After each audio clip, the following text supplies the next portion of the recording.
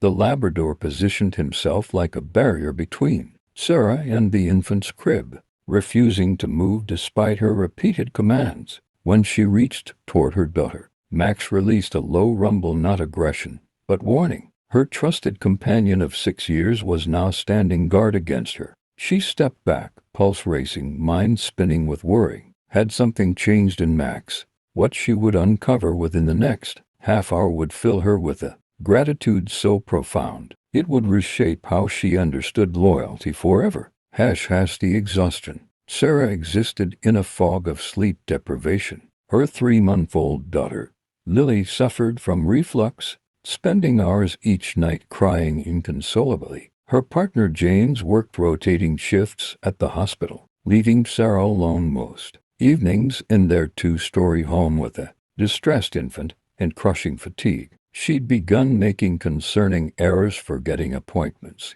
leaving appliances running, once even driving halfway to the store before realizing she'd left Lily at home with a neighbor. Max, their golden Labrador, had been family since he was 8 weeks old. Jeans had adopted him from a rescue organization, and Max had proven himself gentle beyond measure, a powerful animal with the patience of a saint. When Sarah carried Lily home from the maternity ward, Max had approached cautiously, sniffed the tiny bundle, and positioned himself beside the bassinet as though accepting an assignment. Ideal, Sarah had thought then. The perfect addition to their growing family. But approximately a month ago, Max's behavior shifted dramatically. He began maintaining constant proximity to Lily's crib. Initially, Sarah considered a touching protective instinct at its finest. Then the behavior intensified beyond normal bounds. Max would insert himself between Sarah and the baby during every approach. When she extended her arms toward Lily, Max would gently but insistently press his body against her hands. On one occasion, he'd even gripped Lily's receiving blanket between his teeth and attempted to pull the entire bassinet toward the opposite side of the room. "James, I'm being serious," Sarah said one afternoon, her voice tight with exhaustion and mounting concern. "His behavior has become obsessive. This isn't healthy." Jeans blinked slowly, having just returned from a double shift and desperate for rest. "Sarah, Max has never shown aggression toward anyone." "I'm not claiming he's been violent yet," she replied, immediately wishing she could retract the word yet. "I'm saying something has fundamentally changed. He blocks me from my own daughter." "Our daughter," Jean said gently, "and Max probably senses vulnerability. Dogs become protective when they detect babies need extra care. This transcends protection. James, I can't even describe it properly, but it frightens me." James exhaled deeply, that particular sound that emerges when two people are too depleted to bridge understanding. "What solution are you proposing?" "I'm suggesting we consider keeping him outdoors, or at minimum, barred from the nursery." The suggestion hung in the air like an accusation. They'd never contemplated removing Max from their lives, but exhaustion erodes judgment, forcing people to voice thoughts they'd normally suppress. The escalation. Tension permeated the household over subsequent days. Max's vigilance grew more extreme. He would sprawl across the nursery threshold, compelling Sarah to maneuver over his body. When she lifted Lily for feedings, Max would trail directly behind, emitting continuous low whines. His gaze remained perpetually fixed on the infant, dark, piercing, unrelenting. One evening, Sarah reached her limit. Lily had screamed for 4 consecutive hours. Every intervention had failed: nursing, fresh diapers, gentle rocking, soft lullabies. Her skull pounded with the relentless sound. Her entire frame quaked with exhaustion. When she finally achieved Lily's sleep and carefully lowered her into the crib, Max immediately rose and pressed himself against the crib's side. "Max, absolutely not," she hissed, desperate not to disturb Lily. "Move aside." Max remained motionless. "Max, I am warning you." He turned toward her, and for the first time in 6 years, she witnessed something in his expression that chilled her completely. Not hostility, something more unsettling. Urgency bordering on panic. "Leave this room," she commanded, gesturing toward the doorway. "Out, now," Max whimpered, a sound so plaintive it pierced through her anger, but he maintained his position. Beside the crib, Sarah grasped his collar firmly. Max resisted, anchoring his paws, his muscles rigid beneath her grip. They'd never physically struggled before. She pulled with greater force. He pulled back, his attention locked on Lily's sleeping form. "I said leave," her voice escalated, sharp with desperation. Lily stirred briefly but didn't fully wake. Max's ears flattened, yet still he refused to abandon his post. That moment crystallized Sarah's decision. Tomorrow, Max would remain outside permanently. She couldn't continue. This battle couldn't fight her own dog for access to her own child. She released his collar and exited, shutting the door firmly. Rocky's weight immediately pressed against it from inside. The discovery. Morning arrived with weak winter sunlight penetrating frost-covered windows. Sarah woke on the sofa where she'd collapsed, her neck rigid, her eyes burning. She could hear Lily cooing softly from the nursery, awake, but peaceful for a rare moment. The unusual sound of a contented baby brought momentary relief. She moved down the corridor, mentally rehearsing how she'd inform James about her decision regarding Max.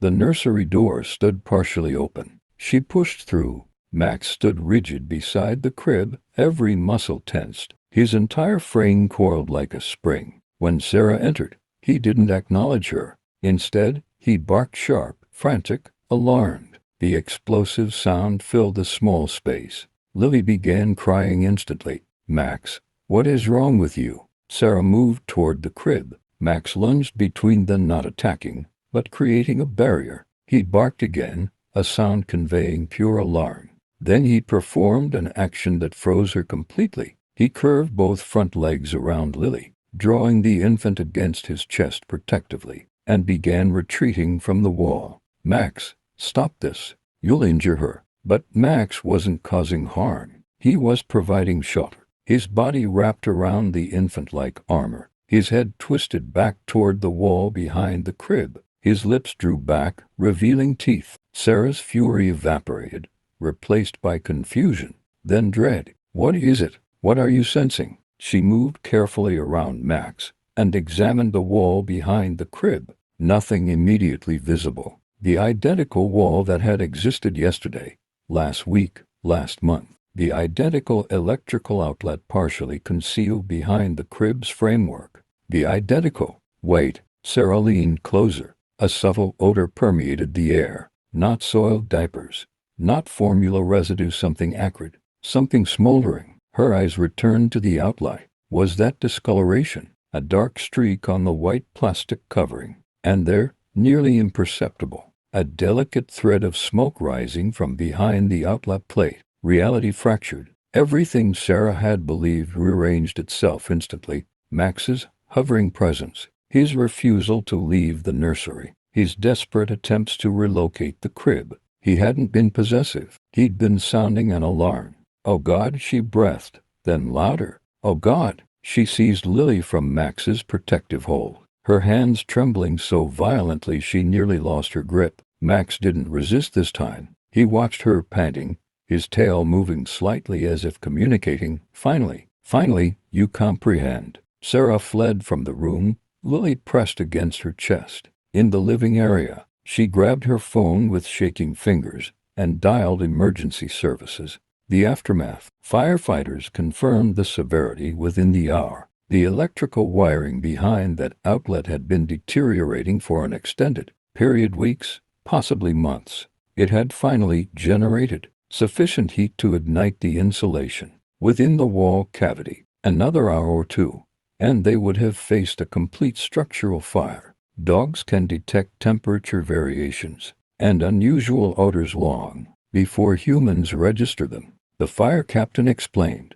His behavior likely prevented a tragedy. That night, after Lily finally slept in a borrowed crib at James's parents' house, Sarah found Max lying in the hallway outside the temporary nursery. She lowered herself beside him, circling her arms around his thick neck. "I'm sorry," she whispered against his fur. "I didn't understand." I thought you were the threat when you were preventing one." Max turned his large head and gently licked her face once. In his dark eyes, she saw no resentment, only the steady, timeless patience of a creature who had recognized his purpose, even when no one else acknowledged it. Jeans discovered them there later, Sarah weeping quietly against Max's side, the dog's paw resting protectively across her lap. "He stays beside Lily permanently from now on," Jane said quietly. "Always," Sarah agreed. "Always." When they eventually reconstructed Lily's nursery 3 months later,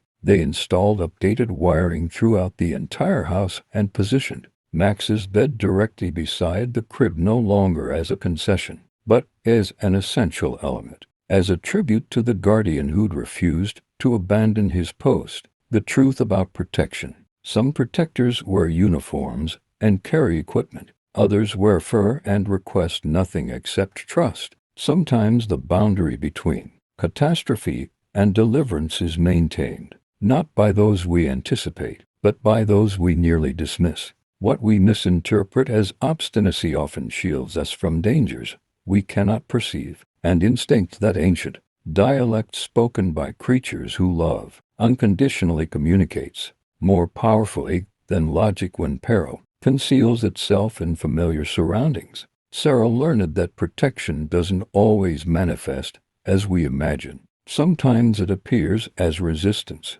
Sometimes it appears as determination. Sometimes it appears precisely like devotion, even when we fail to recognize it. This story reminds us that the guardians we need aren't always the ones we expect, and that loyalty sometimes requires us to trust what we don't immediately understand. If this story touched your heart, please support the channel by liking, subscribing, and sharing it with someone who needs a little hope today. See you in the next story.